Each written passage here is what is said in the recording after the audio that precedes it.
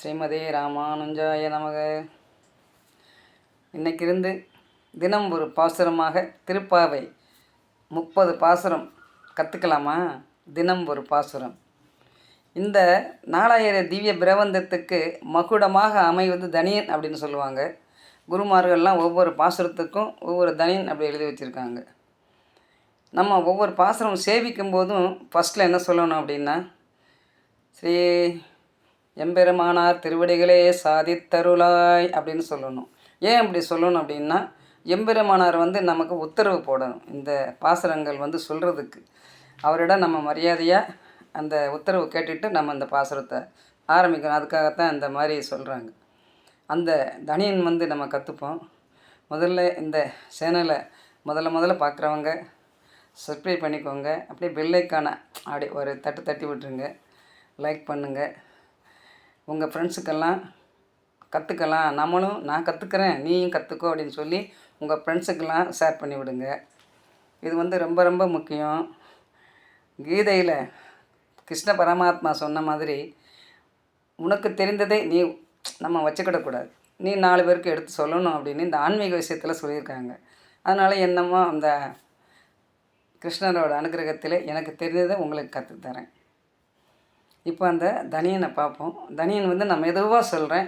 நீங்கள் இந்த திருப்பாவை புக்கில் நீங்கள் இருக்கும், கண்டிப்பாக வீட்டில் வச்சுருப்பீங்களா, புக் ஷாப்பில் திருப்பாவைன்னு வாங்கிக்கலாம். அந்த மாதிரி பண்ணுங்கள். இது பண்ண நம்ம வாழ்க்கை ஏற்றமடையும் அப்படின்றது உண்மை. நீங்கள் வேணால் பரிசுத்தோடு பார்த்துக்கலாம். கண்டிப்பாக இந்த பாசுரத்தை நீங்கள் சேவிக்கலாம். மார்கழி மாதம் வரும்ல, அப்போது அந்த குளிரில் அந்த பாசுரத்தை சேவிச்சுக்கிட்டே திருவழியை போனேன்னா அப்படி ஒரு சந்தோஷமாக இருக்கும். ரொம்ப ரொம்ப சந்தோஷமாக இருக்கும். அந்த மாதிரி நீங்களும் அனுபவித்து பாருங்கள். இப்போ பாசுரம் கற்றுக்கலாம்.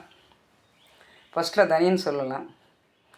நீலாதுங்க ஸ்தனகிரி தடே சுப்தம் புத்போத்திய கிருஷ்ணம் பாரார்த்தியம் சுபம் ஸ்ருதி சதசிர சித்த மத்யாபயந்தி சோசிஷ்டயாம் ஸ்ரஜே நிகிலிதம் யா பிளாத்கரதிய புங்கே கோதா தஸ்ஸே நம இதமிதம் பூய ஏவாஸ்து பூயக அப்படின்னு இந்த தனியன் வருது. வடமொழி எழுத்தில் வரும். அடுத்த ஒரு 8 வரி தமிழில் வரும்.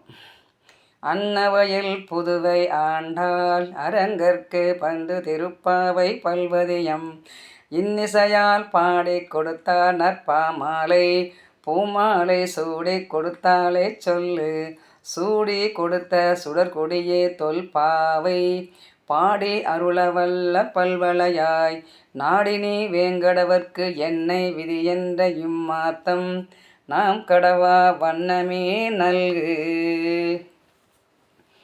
இப்போ தனியனும் இது சேவிச்சாச்சா? அடுத்து பாசுரத்துக்கு போவோம். மார்கழி திங்கள் மதி நிறைந்த நன்னாளால் நீராடப் போதுவேற் போதுமினோர் நீரிலையீர் சீர்மல்கும் ஆய்ப்பாடி செல்வச் சிறுமீர்கள் கூர்வேல் கொடுந்தொழிலன் நந்தகோபன் குமரன் ஏராந்த கன்னி யசோதை இளஞ்சிங்கம் கார்மேனி செங்கன் கதிர்மதையும் போல் முகத்தான் நாராயணனே நமக்கே பறை தருவான் பாரோர் புகழ படிந்தேலோர் எம்பவாய் அப்படின்றது இந்த பாசுரம். நான் கற்றுத்தரும்போது நீங்களும் அந்த பாசுரத்தை வச்சுக்கிட்டு இது கூடையே சொல்லி நீங்கள் பழகலாம். நமக்கு ஒரு நாள் 24 மணி நேரம் 24 மணி நேரம் நம்ம வேலை செய்கிறது கிடையாது. அதனால் இந்த ஆன்மீகத்துக்காக அது ஆண்டாள் அனுகிரகத்தால் இந்த பாசுரம் நமக்கு கிடச்சிருக்கு. இதை நீங்களும் அனுபவிக்கணும். நான் அனுபவித்த மாதிரி நீங்களும் அனுபவிங்க. ரொம்ப ரொம்ப சந்தோஷமாக இருக்கும். நீங்கள் இதை நீங்களும் கற்றுப்பீங்க, உங்கள் குழந்தைங்களுக்கும் கற்று தருவீங்க அப்படின்னு சொல்லி நம்பிக்கை இருக்குது. அந்த ஆண்டாள் திருவடிகளை வணங்கி நமஸ்காரம், வணக்கம்.